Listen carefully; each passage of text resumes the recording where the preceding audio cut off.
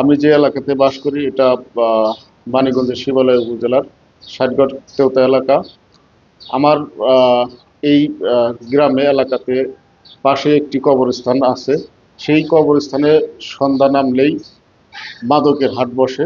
বিভিন্ন উঠতি বয়সের ছেলেপেলেদের কাছে এই এলাকার একটি চক্র ইয়াবা গাঁজা সহ বিভিন্ন ধরনের মাদক বিক্রি করে থাকে। তো দিন দিন এই মাদকের ভয়াবহতা আহ, একের পর এক ছড়িয়ে যাচ্ছে।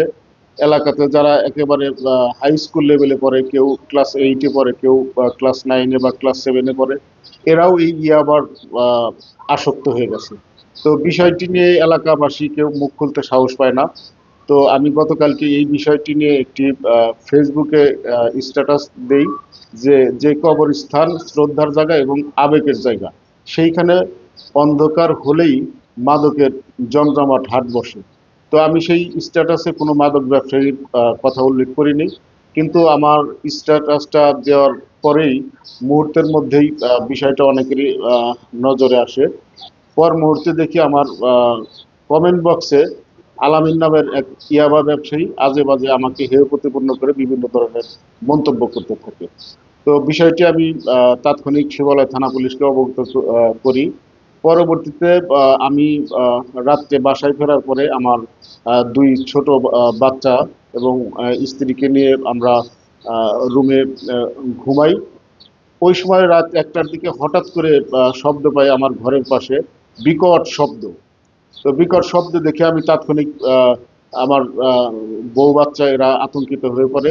আমি চিৎকার করলে আশেপাশের লোকজন এগিয়ে আসে। আমি দ্রুত বাইরে বের হয়ে দেখি যে ওই আলামিন নামের ওই ছেলেটা হাতে অনেক বড় একটা রড রড নিয়ে আমার উপস্থিতি বা লোকজনের আত্মচিৎকারের কারণে সে পশ্চিম দিকে পালিয়ে যায়।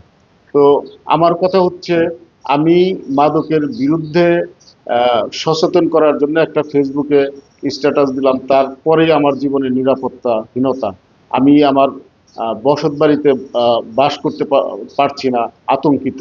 আমি আমার বউ বাচ্চা নিয়ে বাড়িতে থাকতে পারছি না। মানে একটা আতঙ্ক কাজ করছে কখন আমাকে আক্রমণ করে। তো আমি সাংবাদিকতার কারণে আমরা যেহেতু মাঠে ঘাটেই থাকি, কখন আমাকে আক্রমণ করে বসবে। তো সেই বিষয়টা আমি এখন আমার জীবনের নিরাপত্তাহীনতায় ভুগতেছি।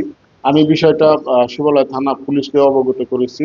শিবালয় থানার যিনি ওসি মহোদয় রয়েছেন, তিনি ঘটনাস্থল পরিদর্শন করেছেন, তিনি আশ্বস্ত করেছেন।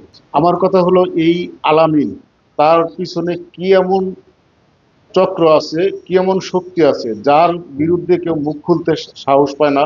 সে এর আগে একাধিক মাদক মামলায় গ্রেপ্তার হয়েছে। এলাকাতে এলাকাতে সে প্রসিদ্ধিত একজন মাদক ব্যবসায়ী হিসাবে পরিচিত।